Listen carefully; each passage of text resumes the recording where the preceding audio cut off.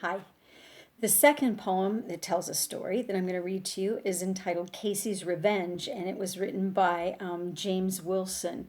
It's the same format as the first one, and it talks about how Casey ends up getting a little revenge after he struck out and his fans weren't very happy with him. Casey's Revenge. There were saddened hearts in Mudville for a week or even more. There were muttered oaths and curses. Every fan in town was sore. Just think, said one, how soft it looked with Casey at the bat, and then to think he'd go and spring a bush league trick like that. All his past fame was forgotten. He was now a hopeless shine. They called him Strikeout Casey from the mare on down the line.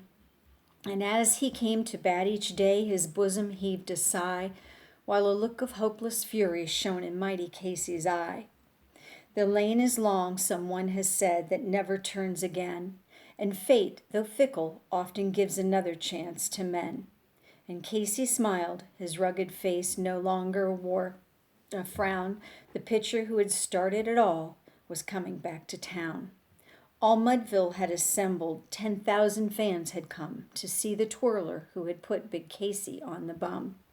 And when he stepped into the box, the multitude went wild. He doffed his cap in proud disdain, but Casey only smiled. Play ball, the umpire's voice rang out, and then the game began.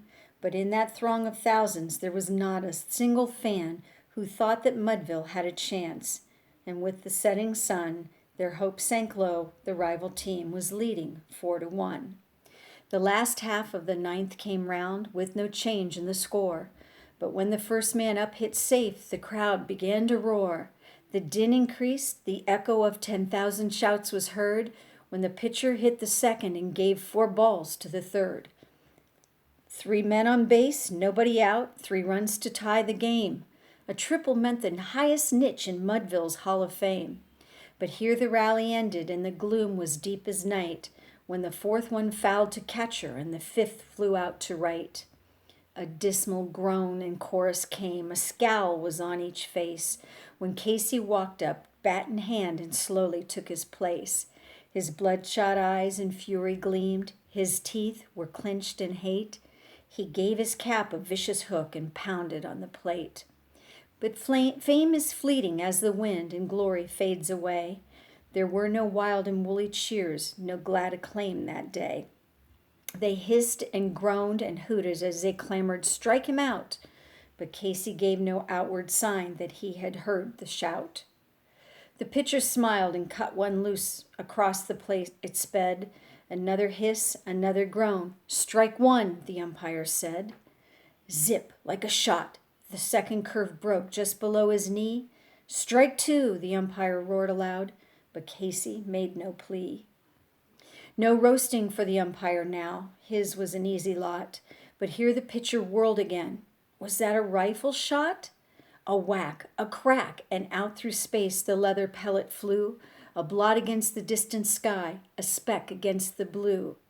Above the fence in center field, in rapid whirling flight, the sphere sailed on, the blot grew dim, and then was lost to sight. 10,000 hats were thrown in air, 10,000 threw a fit, but no one ever found the ball that mighty Casey hit. Oh, somewhere in this favored land dark clouds may hide the sun, and somewhere bands no longer play and children have no fun, and somewhere over blighted lives there hangs a heavy pall, but Mudville hearts are happy now, for Casey hit the ball.